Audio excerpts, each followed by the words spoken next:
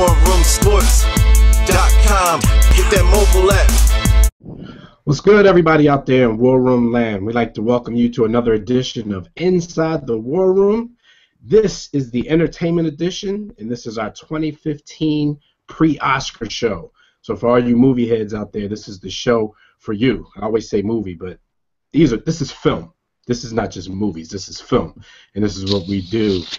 I'm here with my partner, Jimmy the Blueprint, with the Black Siskel and Ebert, and we're going to break down this year's Oscars for you. All right, so look, you may or may not watch this prior to the Oscars because the Oscars are coming at us this evening, but we like to throw this disclaimer out here. We are not trying to predict who's going to win. We are giving you our picks, our opinions of who's going to win. So whether you see this before the Oscars, during the Oscars, or after the Oscars, it doesn't really matter because we're not trying to be right. We're trying to give you our opinions on what was the best of the year. So Jim, man, let's start it right off. And before we do, everybody, make sure you get that War Room Sports app, because when you got the War Room Sports app on iOS or Android, you can see everything we do here on War Room Sports TV. You can listen to all our network shows on War Room Sports Podcast Network and anything else we do, our social media sites. Just wanted to get that out of the way real quick. Let's jump right into this, and let's start with some music. Let's start with original song, and nominated in the original song category, Glory from Selma, of course, and that's done by Common and John Legend, or should I use their governments? John Stevens and Lonnie Lynn. Then you have the Everything is Awesome from the Lego Movie. You have Grateful from Beyond the Lights. We also have I'm Not Gonna Miss You from Glenn Campbell, I'll Be Me, and last but not least, Lost Stars from Begin Again. Jimmy, what were your thoughts of the songs in this category, and which one did you pick? Now, again, I went and listened to every song in this category, and you already prefaced it, but I'm gonna say it again. This is not our predictions on who we think will win. It's who we think should win. It's our opinion. And for me, this is a no-brainer. To me, this is Glory by Selma. I think Selma's going to shut out a lot of categories, but I think they're going to throw it a bone. You know, they like to give us the music category. Anyway, so they think they're going. I think they're going to give this one to Selma. They're going to throw us a bone and give us Glory. That's my opinion. Yo, I agree with you in the fact that you think they'll throw Selma a bone with this one. I know we already told you guys we're not trying to predict, but this is a little bit of a prediction. I think I think they will throw the bone, and not just, because I think it's a great song. Oh, I do too. That's another thing. I think it should win. Yeah. I know the Lego Movie song is popular, but I think Glory is a great song anyway. The Lego Movie song is the most catchy song. Like I've sang that more than the rest of them. I know the words to that, but that comes with having a 3-year-old seeing the movie and then he wanting to hear the soundtrack every 6 minutes of the day. Mm-hmm. So. That's definitely a hot song. I think all the songs were great, but the only thing none of them are. It's not happy. It's not happy like how Happy was last year. Happy was drawn last year. I didn't see every movie in this category, so what hinders me from picking anything but Glory is the fact that I don't really know the context between these songs and the actual movies. You know what I'm saying? Gotcha. Glory. I mean, I'm extremely biased with that. First of all, because it's a fuse of hip hop and R&B. And it's about Black history. So, when I listen to that song after the movie, come on, man, goosebumps, onions, everything. So I'm going to pick Glory as well, man. But you know what? That song also stands alone without the movie. Like, you could, because of the narrative told in the song. So it stands alone without the movie. So it's a good song. So I'm going with Glory. Yeah, I'm going to agree with you on that one. And I'm going to go with Glory as well. So let's go into animated feature. Am I on my own with this category again, last year? Now, I'm basing mine based off trailers because, of course, I didn't watch everything animated. So I'll just go real fast. In terms of who had the best trailer, it was between Train Your Dragon and Big Hero 6. And Train Your Dragon, if I'm not mistaken, that's a part 2? Part 2, yeah. Yeah, so I'm going with Big Hero 6 because part 2s don't win anything. That's my entire logic. But, of course, you're on your own because I didn't watch none of these movies. I'm going to tell you, as far as my opinion goes, I think you're spot on, even though you only watched the trailers. I'm forced to watch these movies. These are the movies that I actually go to the theater to see because of the little one, and you'll be there soon enough, and we'll be able to do this category with no problems. Yeah, right now it's all about trailers, man. I'm gonna go with Big Hero 6 as well. Haven't seen all of them. I think the three best Big Hero 6, How to Train Your Dragon 2, and the Box Trolls. Box Trolls, it was a little hard to understand for a 3-year-old, but I found it a little interesting, but it wouldn't win for me. So I'm gonna go with Big Hero 6 as well. Let's go up to the category of Best Director. And now the nominees in this category, the funny thing, I didn't even read the nominees for the animated, but it's all good. The nominees for Best Director, Alejandro Inarritu, I'm probably butchering that, for Birdman. You got Richard Linklater for Boyhood. You got Bennett Miller for Foxcatcher, Wes Anderson for The Grand Budapest Hotel, and Morton Tyldum from The Imitation Game. What are your thoughts on right. Best Directing? Now, a lot of these films, I'm gonna keep it completely honest. Like I watched all these films. I enjoyed last year's films more, but I thought that the race was a little bit closer with these films in terms of the better film, the better director. I think a lot of these films were well directed. Like things to pick. Yeah, so I think Birdman was well directed. It was unique. So I think what's going to happen is like they'll give one film best film, and then they'll split it by giving another film a director. So you won't have someone just like sweep both. But I think that Boyhood, just based upon the uniqueness and how it was shot. Yeah, I think it's between two films. It's between Birdman and Boyhood. Because one thing I've noticed about Birdman is the way it was shot was like a continuous camera. It was kind of crazy. But Boyhood, just the whole concept of, I think it was over a 12-year period, and the thing about the movie is I think I may be overrating Boyhood just based on that, because I'm not sure how much I really enjoyed the movie. I thought it was an okay movie, but as I'm watching it, I'm thinking the whole time like, damn, this is the same people. You see him aging. It's a 12-year period, so I think they're actually going to give the best director to Richard Linklater for Boyhood, and that's also my pick as well. And it's just based upon that whole concept was crazy to me. I agree with you that, I think, all of these, I mean, they're worthy. They're in the category. They're definitely worthy. And Birdman was amazing from a directorial concept, but, and also props to the Grand Budapest Hotel. Yes. That the way that was directed was also brilliant, in my opinion. But you mentioned Boyhood, and I can't get over the fact, like, that's standing tall for me in this whole Oscar season, that they did this movie over 12 years. And, I don't know what the shooting schedule was. Like, y'all come in for 2 weeks every year or whatever. But when I went into that film, I didn't know the concept of the film. I was just going into it blindly because I don't like to, if I haven't seen trailers or anything, I don't like to read about I wish I did that. I didn't do that, but I wish I did that. And the thing about it is because I didn't do that, right. I think I overrate the movie. And I was also thinking about this, like, how do you pay somebody that? Like, how do they get their salaries? Like, because because what about inflation? Like, if I know the last 4 years I've been killing this movie, I'm like, I think I need some more money, yo. Like, like the last 4 years, man, I was good in this movie. But no, I just can't get over that concept. And I think to direct a movie over 12 years, with people's schedule, people growing, people doing other films and stuff like that. Yeah. Just put all of that into it.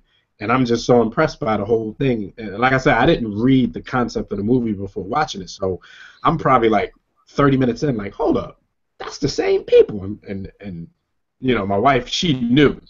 Yeah. She hadn't said anything, and then she's like, "Yeah, they directed this movie over such and such amount of years." So see, I wish I had that experience, but I didn't.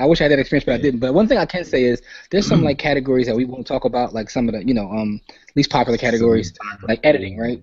And there's no way they won't win with editing, because as someone who edits short film, imagine trying to edit 12 years like that. There's no way they won't win for editing. Like, if they don't win for editing, like the Oscars is a sham. I'm not saying it's not anyway, but they should win for editing. But anyway, I gotta give that the best director.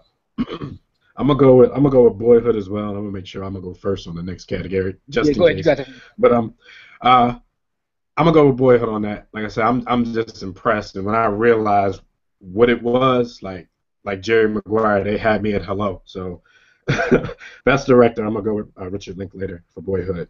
So let's go to some acting categories. Let's go to actress in a supporting role, and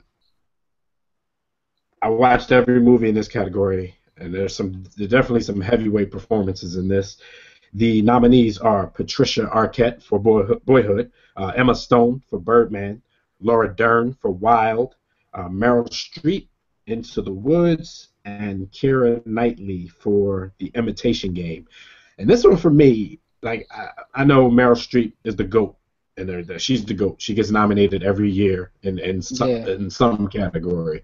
I'm definitely not going to give it to her. Not saying that her performance wasn't good, but it's when you're watching a fairy tale movie, it's kind of hard to take that completely seriously. So I'm gonna go ahead and X my favorite out in that. But I think the rest of these, they were heavyweight performances, minus maybe Laura Dern and Wild. It was one of those movies where she barely spoke, and she was only in the movie for flashbacks. Now, I've seen somebody win a supporting actress for being in a movie for like 5 minutes. I think that was, slipped my mind, the lady who played the Queen. But I had the X Laura Dern out of this too, so I'm going to go with Keira Knightley for The Imitation Game. This was real difficult for me between her and Emma Stone, because I think Emma Stone played that role really well in Birdman, but I'm gonna go with Keira Knightley. Who you going with? Yeah, and it's funny because I kind of agree, but I didn't pick Keira Knightley. Like I took a while. I knocked out Meryl Streep and Laura Dern immediately. I think Emma Stone was amazing, but when I always bring mine down to my final two, right? So my final two were Patricia Arquette and Keira Knightley with Imitation Game. I think they both deserve it. They both deserve it, but I'm gonna give it to Patricia Arquette. I don't know why I'm a Patricia Arquette fan. I like her pretty much in everything from Medium to, HBO show, whatever. I forgot the Boardwalk Empire. But Patricia Arquette to me did an amazing job. And again, I might be overrating it because you see her at different stages. In this movie. Yeah. So, but I definitely will give it to Patricia Arquette. She held it down, but it's between her and Keira Knightley with me in terms of the supporting actress. Too, but that's something else. Whoa there. Yeah, I agree with you about how great that was, because it's just difficult to keep yourself in the same mindset. I mean, even though you change over time because it was like real life. Yeah. It's crazy to play a role. So I give her props for that too. I'm gonna stick with my pick of Keira Knightley in The Imitation. To me, it's between those two. To me, it came down to those two. Yeah. And I just edged her out based upon that. Like I said, I'm probably overrating the movie just because of that. And I know that, but still, I got to give it its props. All right, so let's go to the men's side. Let's go to actor in a supporting role. And this category for me was difficult. You got Robert Duvall in The Judge. You got Ethan Hawke in Boyhood, Edward Norton in Birdman, Mark Ruffalo in Foxcatcher, and J.K. Simmons in Whiplash. And in my opinion, I think all five were great roles. I mean, the only one that, in my opinion, I think I wouldn't give a chance to win it is Mark Ruffalo, and I still think he was really good. So that's telling you about what I think about the performances in this category. Edward Norton came in and may have stolen Birdman. You know what I'm saying? I think he was that good in Birdman. Ethan Hawke, I think the most interesting portions of the movie Boyhood were the portions where Ethan Hawke was in it. Like, the father, and he had fun with him. It was just, to me, the most interesting points of the movie. But mine comes down to J.K. Simmons and Robert Duvall. Damn. J.K. Simmons played the hell out of that his character in Whiplash, and at times, like, he evoked emotion from the audience. Like, sometimes I'm like, yo, he is straight up asshole. I don't like this dude. And then sometimes I'm like, I do like this dude. He's a cool dude. Yeah. So, when an actor can do that, then they've done their job, because they're evoking emotion from the audience. The same thing for me as Robert Duvall and The Judge. And I slept on this. Like, I didn't watch this movie for a long time. And surprisingly for me, because this is probably the hardest pick I had to make, I'm going to actually go with Robert Duvall in The Judge. Nice. That was hard for me, because J.K. Simmons, after I watched the movie, I was like, oh, he got this. But I hadn't watched the other ones yet. Now, it's funny because we didn't talk about any of this before the show, right? And I agree that this was one of the more difficult. First of all, Ed Norton might be moving up on my GOAT list because he's just nice at whatever he does. Nice. He's a weirdo, but like he's one of the dudes that acts so well that you know he's a weirdo. But mine came down to the same two: Robert Duvall and Judge, and J.K. Simmons and Whiplash. Now, Judge to me was one of the better films I watched, even though it didn't get nominated. Yeah, exactly. I enjoyed the hell out of that movie. It's one of the better films to come out this past year. But I'm going with J.K. Simmons for the reasons that you named. Like Robert Duvall one, I wouldn't be mad, but my pick is J.K. Simmons because you know how it is when you watch a movie or a TV show where someone can really like piss you off. You know what I mean? Like to the point where if you see him in real life, you might try to swing on him. Kind of like Joaquin Phoenix in Gladiator. You know what I mean? Yeah, he brought it out. Like somebody piss you off so much that you see him in real life, you might have some words for him, even though it's a role. Yeah. Like. You know what I mean? So I got to go with J.K. Simmons. An amazing performance in Whiplash, but Robert Duvall and J.K. Simmons were my final two in that category as well, with Ed Norton the close third. You know what I'm a sucker for though? When in acting performances, I'm a sucker for struggle. I'm a sucker for emotion. I mean, and Robert Duvall, like, come on, man, he shit on himself in the movie. It's like, how can you not give him the job? He shit on himself. He gets extra points for that. Yeah. He gets extra points for shit. That was a dope movie, though. I can't me, I watched that movie and I had to go back and check. Like, damn, that wasn't nominated. It was a good movie. Yeah, it was a really good movie. But no, I definitely, we agree again, not on the actual pick, but we agree it came down to the same two actors, and those dudes. They did their thing. So let's go to actress in a leading role. So this one, we had Marion Cotillard in 2 Days, One Night, and that was the very last movie of the season that I watched because it had subtitles, and for a long time I didn't feel like reading.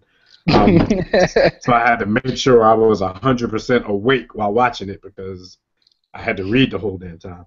You had Rosamund Pike for Gone Girl, Felicity Jones in The Theory of Everything, Reese Witherspoon in Wild, and Julianne Moore in Still Alice. I'll let you go first on this one. I just want to, this was another category for me where I think it was 5 heavyweight performances. It definitely was.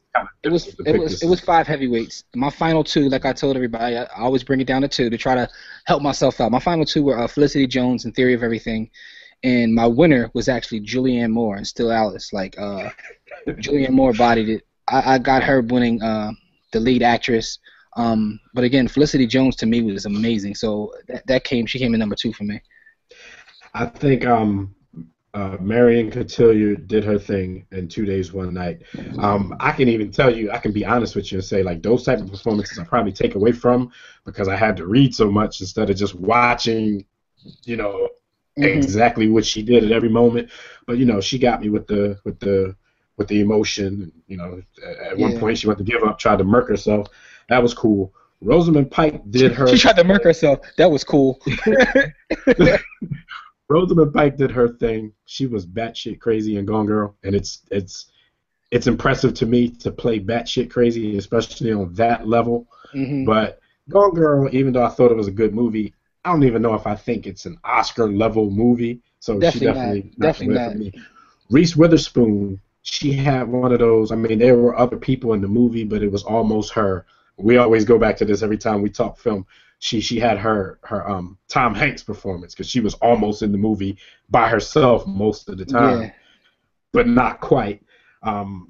She did well, but for me, I think it came down to the same 2 as you. Felicity Jones in The Theory of Everything. I think she did really well, but like you, Julianne Moore, she killed Still Alice, and it had all the components that I spoke about. It had the struggle.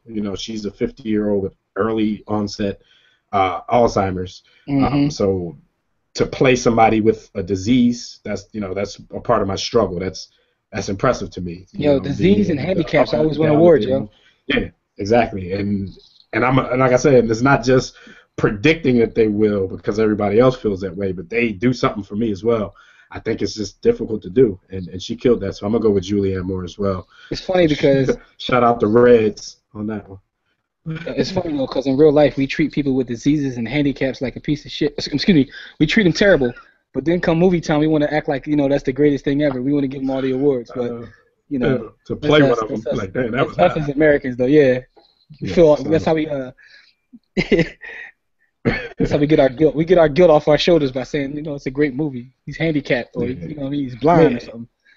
and it's crazy though, because this is usually the thing that we kind of give comedians turn actors props for. Like they either them playing somebody in a biopic or playing somebody with some kind of handicap.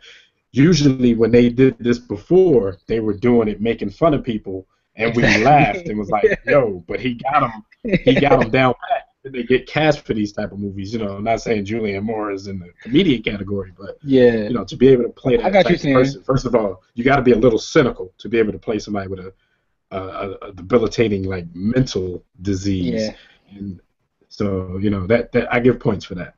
So let's go to the actors in the leading role. This was another good category. These dudes did their thing. Steve Carell and Foxcatcher, who, if the dude didn't have a mental disorder, he damn sure seemed like he did. I pretty much think he did. You have Michael Keaton in Birdman, Bradley Cooper in American Sniper, Eddie Redmayne in The Theory of Everything, and Benedict Cumberbatch in The Imitation Game. Steve Carell, like I said, I wanted to say I'm surprised by his performance, but I'm really not, because I think some of the better comedians, I think it's easy for them to transition into being great actors because they've been used to making fun of people all their life. So, but you had Tom Hanks whole, who turned... like, he didn't even look like Steve Carell in this movie, though. Yeah, his whole, everything was different. Exactly. Like, I had to look at him like, that's Steve Carell's character, right? Like, yeah. And then I, started to see it because they had the crazy nose on him and everything. But yeah, his transition, kind of like Tom Hanks performed, kind of like Jim Carrey. Like when he wants to get serious, he can get serious. I think he was really good in this, but I think this was really up his alley because his comedy is kind of dry and dark, and that's kind of how this dude was. Michael Keaton, I think he was good, but I've been hearing a lot, like a push for him for Best Actor. I think they might be overrating his performance just a little bit. But, another dude with some mental issues, who I think he played a good role. Bradley Cooper, he's going up the list as far as acting as well, and he started out in silly movies like The Hangover is what we really, really know him for. They're trying to push him anyway. He seems to be nominated every year now. Yeah, I think they're definitely trying. And I think he played a good role. And this is another role that, mental issues may have come into play a little bit. That war and that thing that they go through when they come home from war. PTSD. And the brainwashing they go through while they're at war and wanting to go back. But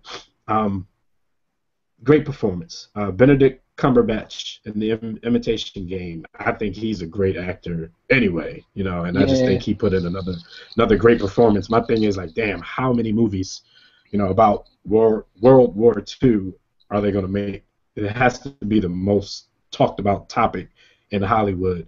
Of course, I'm going to go with Eddie Redmayne, The Theory of Everything. I mean, come on. We already talked about the components, and he brought the struggle. He definitely brought the struggle. He brought the emotion, and it was just amazing to watch him make that Stephen Hawking. Basically, I'm trying to place my words so I don't sound like insensitive, but I mean, he just made the progression from quote unquote normal to quadriplegic. To what Stephen Hawking is today, and to sit there and act that way. And I heard, and this goes into my thinking as well, hearing how people prepare for the movie. And I heard, a lot of the time he would stay in character. People are off doing other things, and he's sitting over in the chair chilling, with the Stephen Hawking face. So, I like when people put that kind of work into their craft. So I'm going to go with Eddie Redmayne, The Theory of Everything. When I first saw the movie, I was like, and this was one of the early ones I watched, I was like, he got it. But I was being unfair because I didn't even watch everything else. And there were some other ones in here that I thought they might be able to snatch it from him. But I'm going to go back to Eddie Redmayne. What's your thoughts on this? It's funny because, again, we don't talk about this ahead of time, but we still somehow seem to pick the same things. To me, it came down to two, which was Benedict Cumberbatch. I just like saying his name, pause.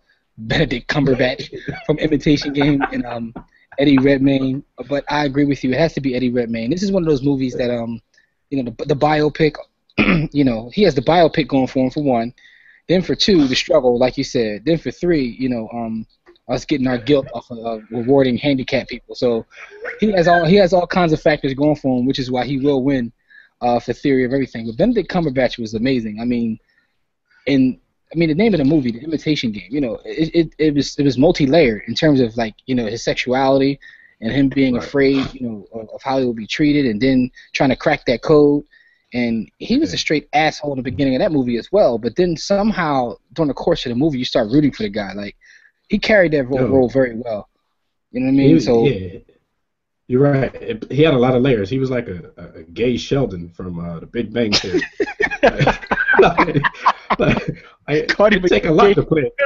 Take a lot to play a gay Sheldon, because you already got your issues with, you know, being smart, being an asshole, nobody liking you being awkward socially, and then, you know, you had the secret of being a homosexual. So at a time where it was literally illegal. Things like, it was illegal. Yeah.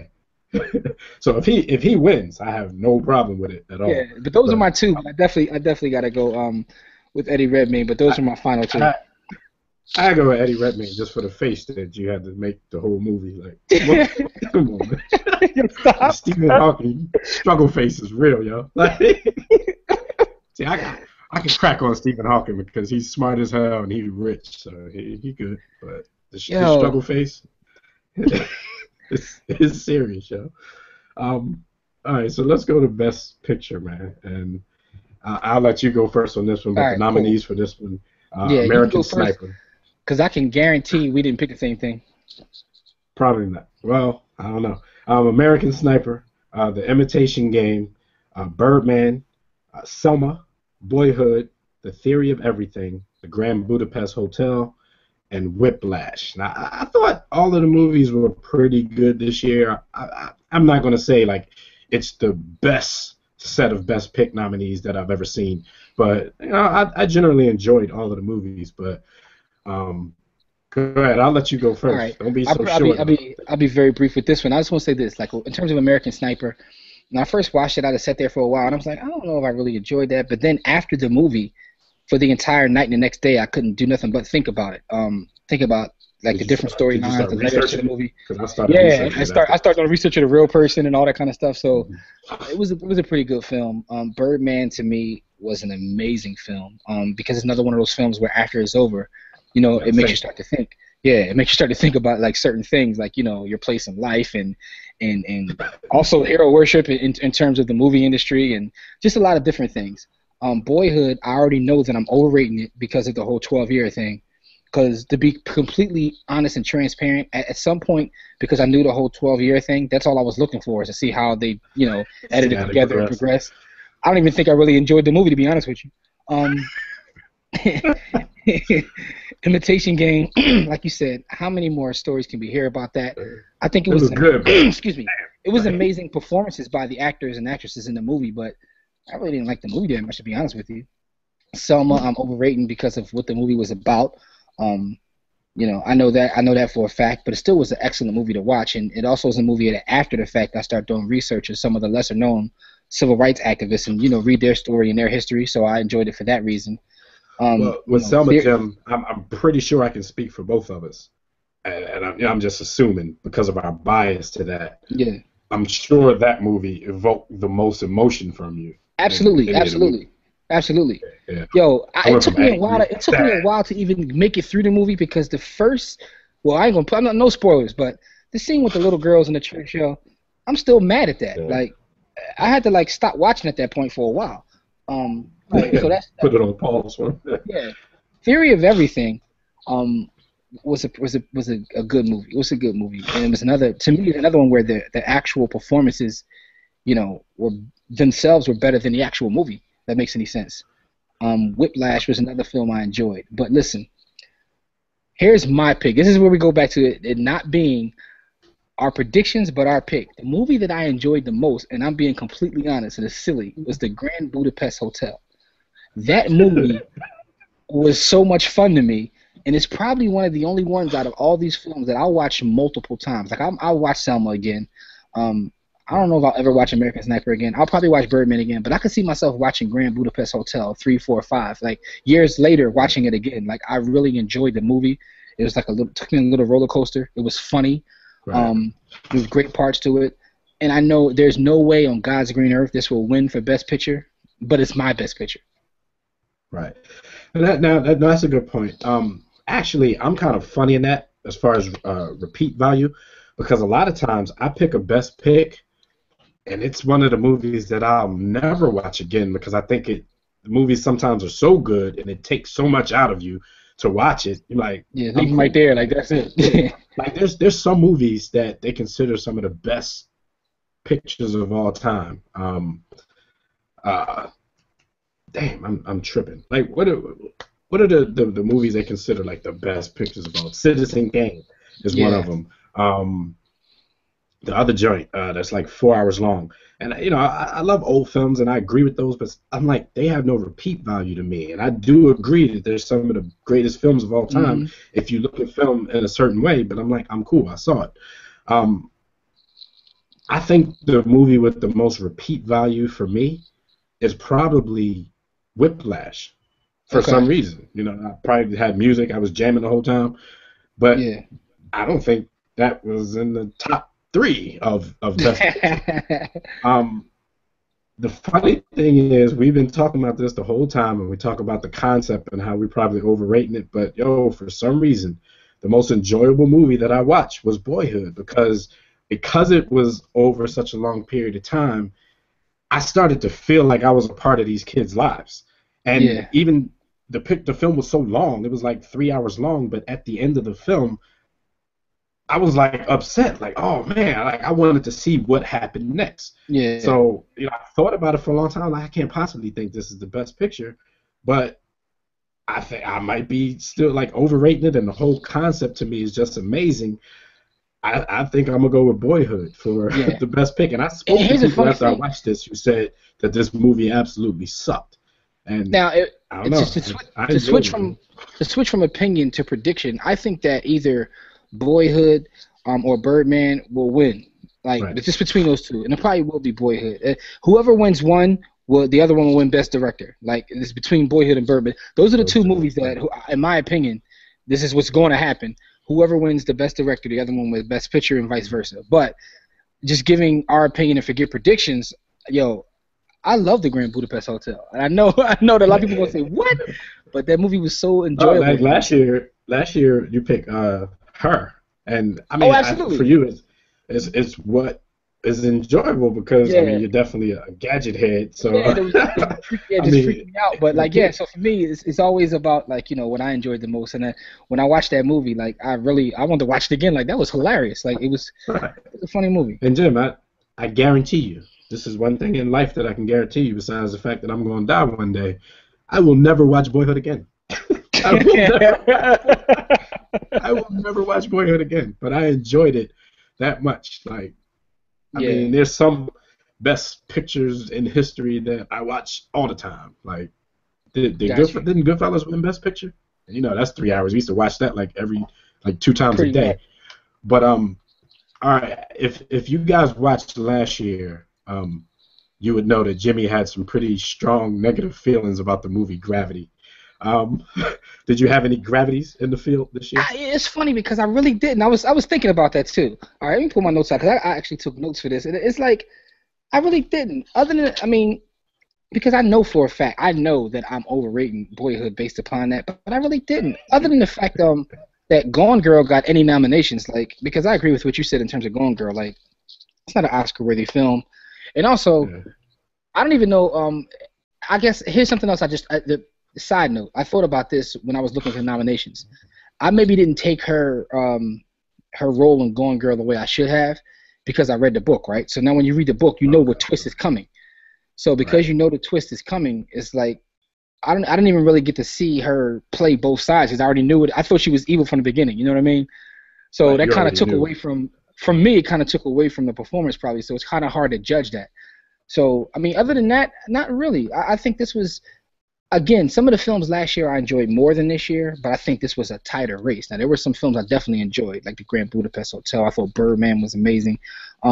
but I think it was a tighter race. In a lot of these categories, there were no really runaway winners to me. Like last year, there was something I was like, oh, he's winning, she's winning. Like you can't really do that this year. I agree. I thought these picks were like really difficult to make. Like we may have narrowed them down to our top two so we wouldn't take all day shooting this video, but it was difficult actually making the picks. I probably spent more time on this list, and we only did, what, 5-6 categories. Yeah. And it was really hard making especially the supporting category. The supporting categories was crazy. Yeah, because I think last year, it was pretty clear for me, the people that were going to win those categories. But yeah, it was a pretty good Oscar season in my opinion. So, we'll stay tuned and see what happens tonight. Like I said, we don't do it for the predictions, but, we will compare what we thought against what the Academy thinks. My favorite award show, definitely, of the award season. And one more point about my best pick winner, Boyhood. I think it says a lot that I'm a big Seinfeld fan. I think that's the greatest sitcom of all time because Boyhood was just basically the movie about nothing. But I liked it. Like the movie wasn't about, it was just about people growing up. And the concept alone, just saying that, sounds boring as hell. And I know several people who said the movie sucked before I even watched it. But I'm picking that as my best pick.